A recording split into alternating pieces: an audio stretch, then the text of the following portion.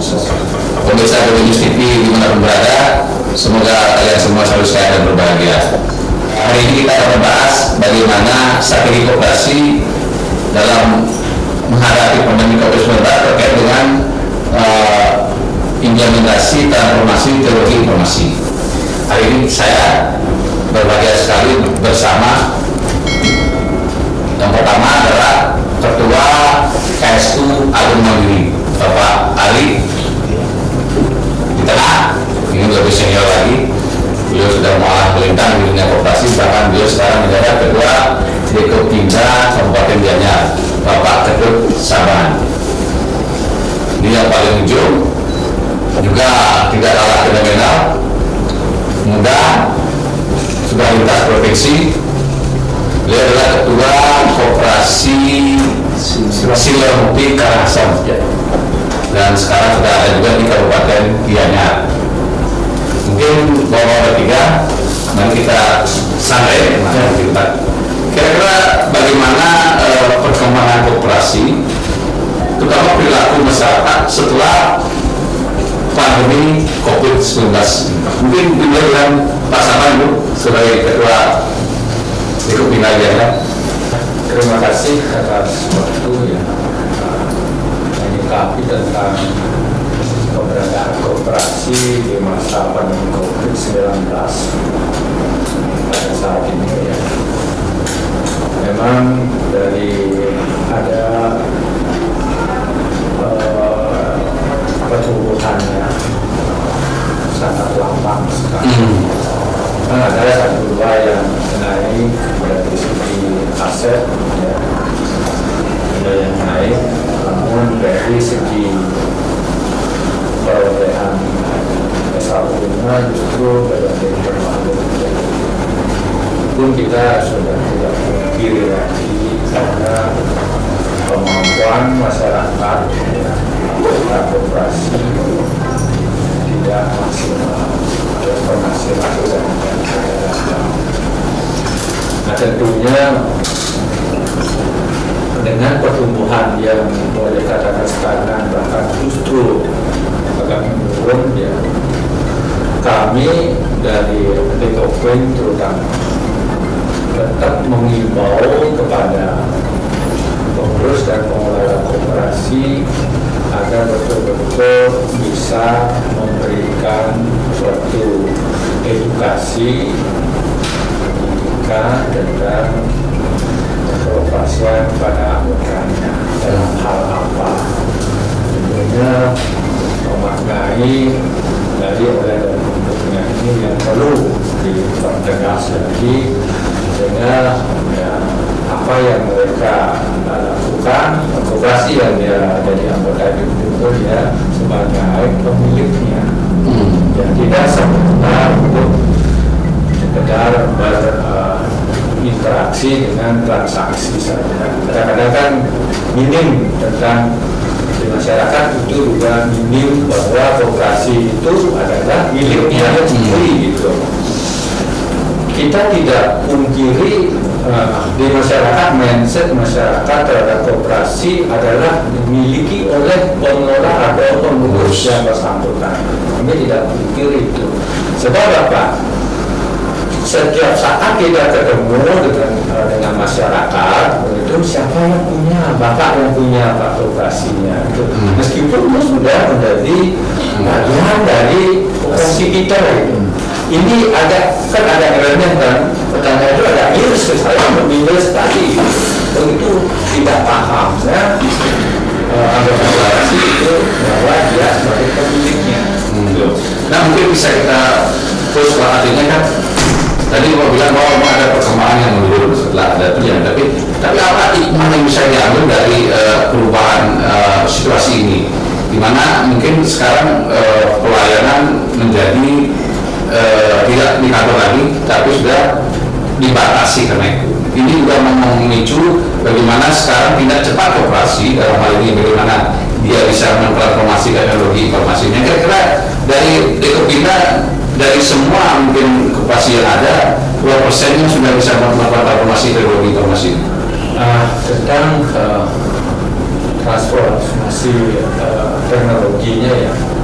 Terus kan kita masih meraba-raba koperasi yang bisa siap datang itu ya.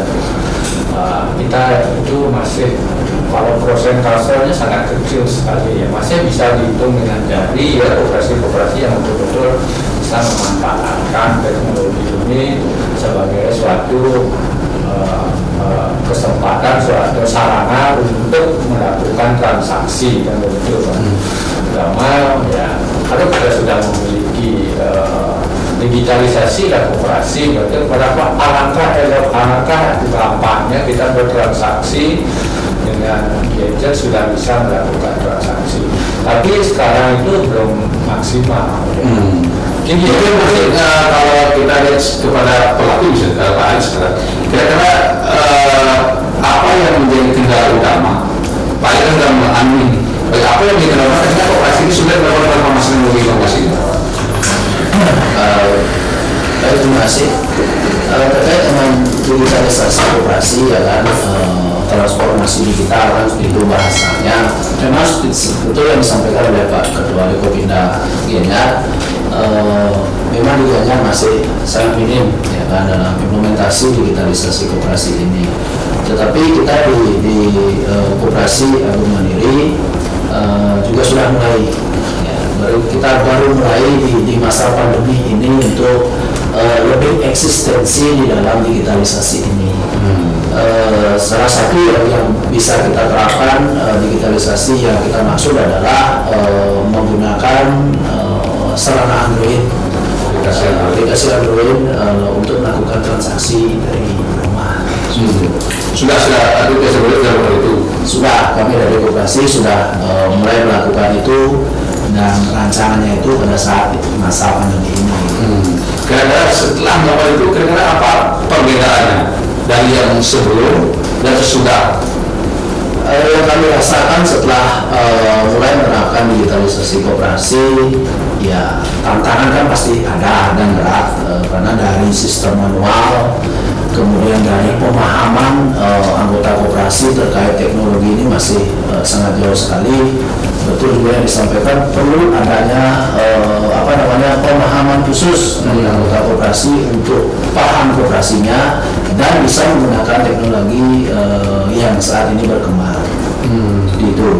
Jadi dalam proses tantangan yang kami hadapi sangat gimana ya?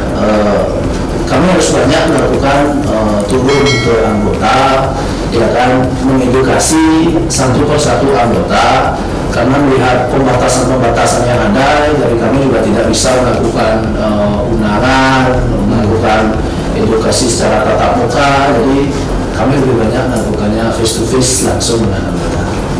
Ya, kira-kira Pak, kalau Pak Dirgo ini, kira-kira seberapa penting digitalisasi koperasi dalam keadaan mungkin kalau bicara sekarang mungkin manfaatnya belum begitu besar lah, karena mungkin tadi bilang ada kendala-kendala di sana.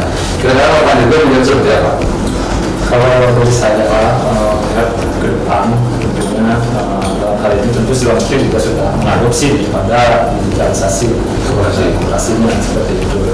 Mungkin saya tidak tahu ya, ada saat ini kondisi pandemi mungkin ada suatu pembatasan tertentu kita tidak bisa melakukan langsung ke anggota. Jadi teknologi sangat berperan di sana. Mungkin saat ini sangat kecil karena kebanyakan dari koperasi kita dan kita pun ini beralih dari betul-betul konvensional sekali yang berharap apa yang kita lakukan di dalam operasional itu sendiri. Tetapi ke depan tentu kita mau tidak mau, suka tidak suka, mesti kita harus beradopsi dengan teknologi itu, dan teknologi itu tentunya pasti sangat memiliki peran yang sangat besar dengan bagaimana zaman itu bergulir ke masa transisi teknologi. Nah, kadang-kadang dari semua itu kan kita kalau bicara masalah kondisi koperasi kan mungkin berbeda ya. Hari ini ada koperasi besar yang mungkin bisa mengadopsi ini, mungkin ada koperasi kecil yang mungkin dari sisi aset yang belum mampu untuk melakukan itu. Nah, kira-kira apa yang bisa menjadi solusi terhadap persoalan-persoalan itu? Mungkin masyarakat bisa mencari ini. Sebenarnya itu besar kecilnya koperasi itu bukannya ukuran untuk merubah suatu dari manual ke Nah minimal ada invest yang mereka mungkin dari sisi itu yang mencakup hal itu. Nah tentunya komitmen dari pengurus beserta anggotanya ya untuk melakukan digitalisasi. Kalau misalnya pengurusnya itu memang tidak ada kemauan untuk itu, apalagi tertutup gitu, saya sering bingung. Berapa sampai digitalisasi semua nanti bocor semua data-data. Sebenarnya ada pemahaman Kan itu kan kita sayangkan sesungguhnya dalam era sekarang seperti apa yang disampaikan Pak Nirgo tadi, suka tidak suka kan itu kan. Siapa bisa mau itu harus melakukan digitalisasi. Nah ini yang perlu di masing-masing pengelola ini perlu juga harus memahami itu berapa pentingnya. Ya sekarang boleh kecil, dampaknya sangat kecil, tapi sekarang untuk kedepannya seperti apa, uang mungkin akan sedikit berbeda. Kan begitu kan. Levelnya kayak mana masuk ke suara ini sudah mulai pakai ini, ada lagi pakai roncat lah dan lain sebagainya, kan begitu kan. Inilah yang perlu kita harus antisipasi untuk kemudian hari ini. Tugasnya Pak Ari, Pak Dirga selaku mungkin saya juga selaku pengelola koperasi wajib memberikan suatu pendidikan kepada anggota tentang digitalisasi itu.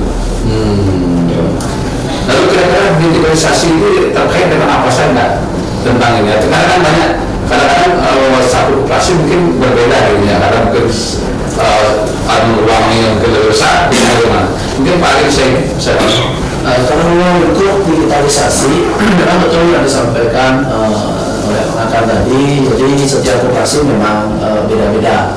Jadi dari sistem yang digunakan, vendor yang dipakai, nah itu udah karena pasti beda.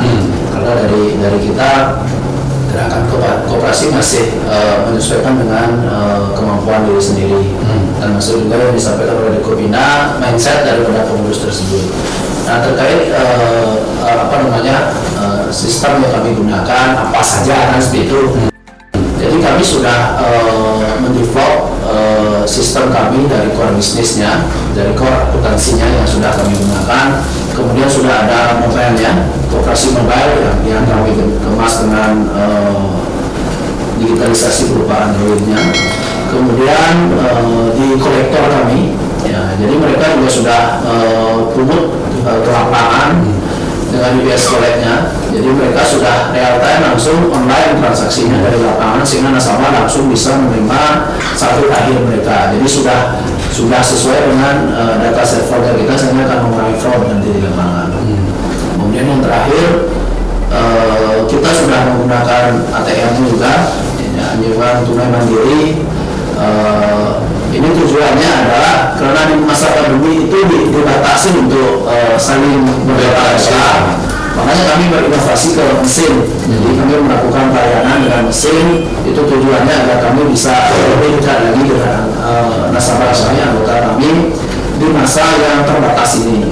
Kemudian terakhir kita bisa melakukan transfer dari bank dari seluruh bank yang ada di Indonesia itu dengan dan bisa masuk langsung ke saldo ke rekening nasabah yang ada di koperasi dengan virtual account yang sudah kami kerjasamakan dengan bank.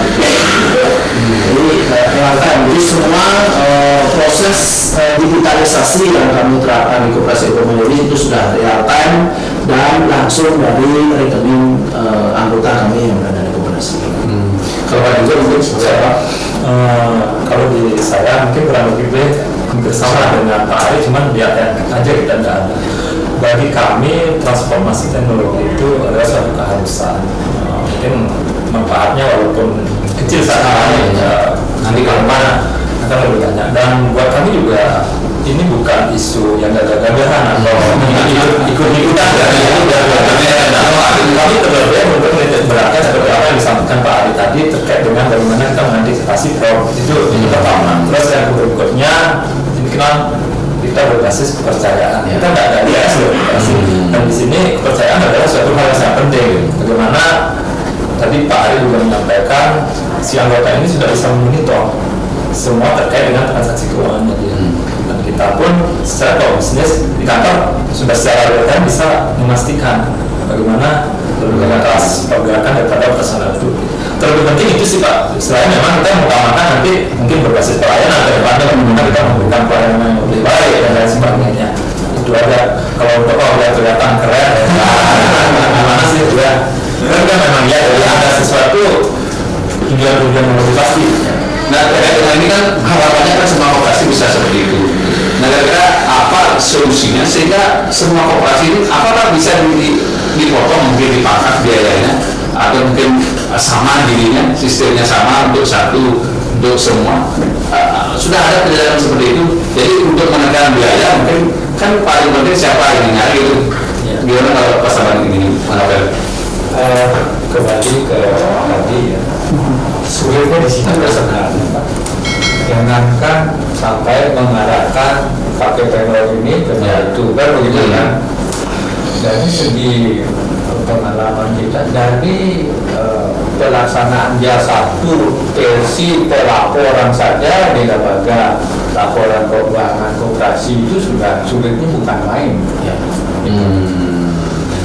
Koperasi ini skemnya seperti ini lapornya, formatnya. Versi ini seperti ini. Padahal kita di dinas maupun di Open sudah menyarankan harus sesuai dengan peraturan lainnya. Itulah juga kesulitan kita. Bahkan dia sudah memiliki akses dengan program gitu misalnya. Programnya kadang-kadang seperti program bank, kepada seperti program LPD, ada yang ada rumit kan? Tidak. Makanya saya sering didatangi oleh vendor yang menawarkan program koperasi itu seperti apa. Terus saya bertanya, kalau di koperasi harus merujuk pada pemberlakuan yang ketetapan permennya pelaporan sehingga ada kesetaraan. Itu susahnya Pak, apalagi kita menyarankan pakai ini pakai itu susahnya di koperasi seperti itu. Tapi berarti solusinya diserahkan masing-masing koperasi berarti. Kita sih maunya biar seragam, tapi dia tidak cuma mau inilah sulit ya kita gitu. Mungkin saya sedikit menambahkan apa yang disampaikan Pak Sabar, itu sangat betul sekali. Dari kita di lapangan memang seperti itu. Bukupin dan Dinas sudah menyarankan, tapi kalau seandainya koperasi-koperasi itu memiliki tujuan yang sama, besar, kecil, koperasi, terus harga budget daripada itu mahal atau tidak, itu relatif sebenarnya. Kalau misalnya kita share, kita bagi, Itu ya saya itu. Ada di satu inilah Tapi kira-kira kalau ini kan juga terkait dengan banyak hal ketika misalnya pemerintah mendorong koperasi ini bisa bergerak mengikuti situasi dan situasi yang ada.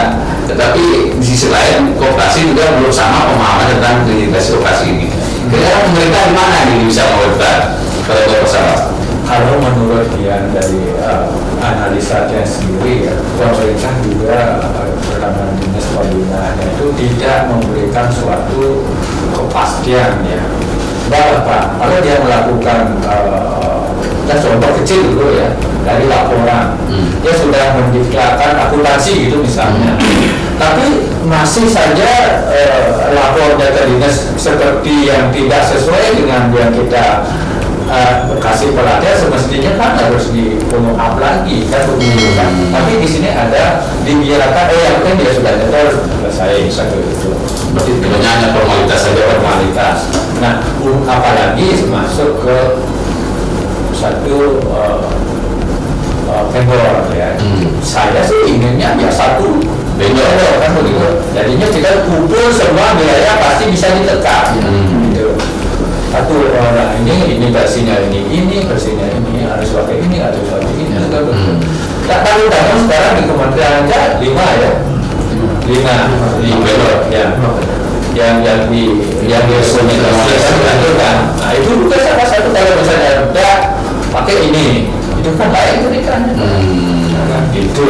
Ini juga bias sekali gini ya.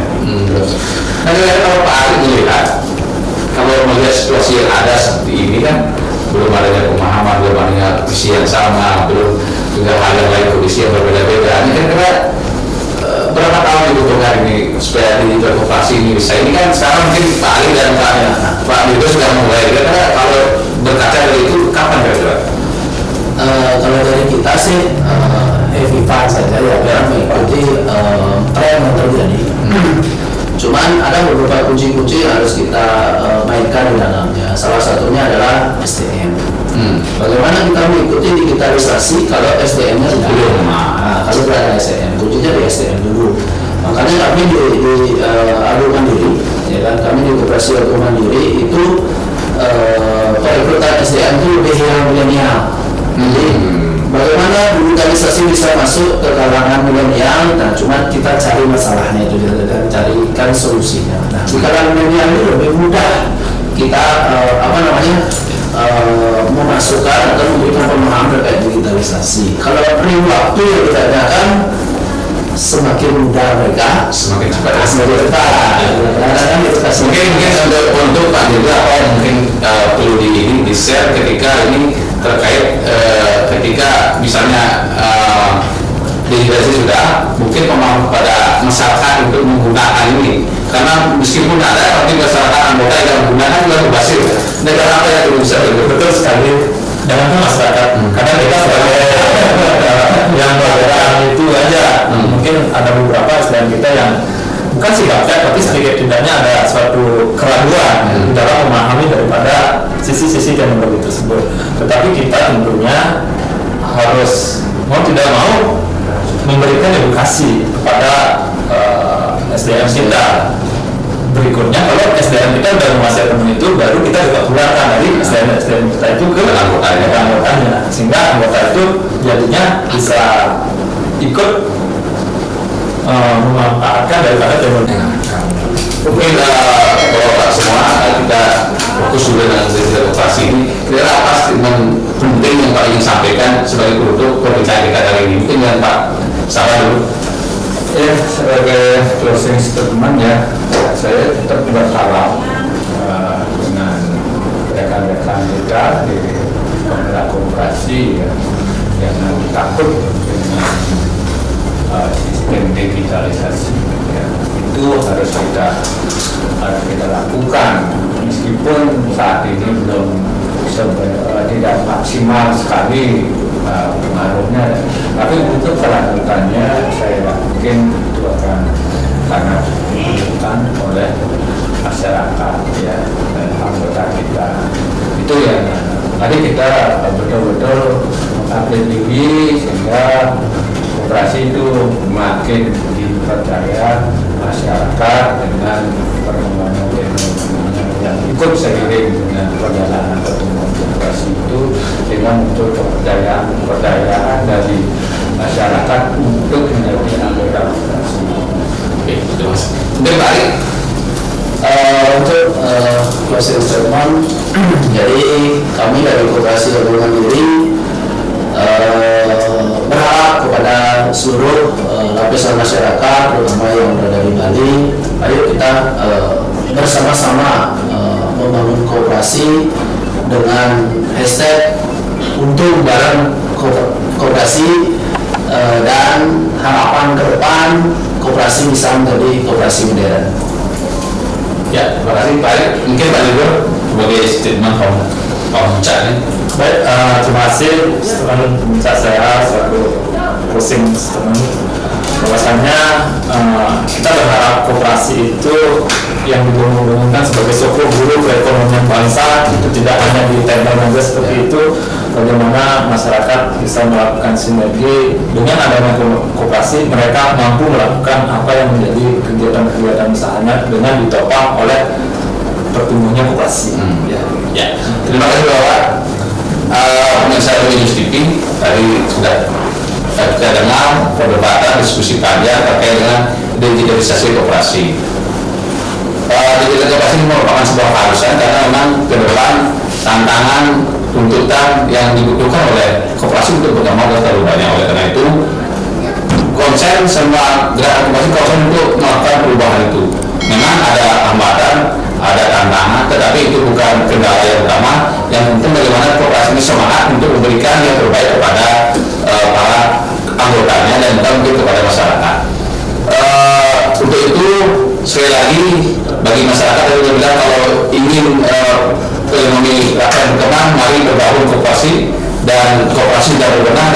siap memberikan yang terbaik. Kita sedang untuk promosi. Om Santi Santi Santi Om.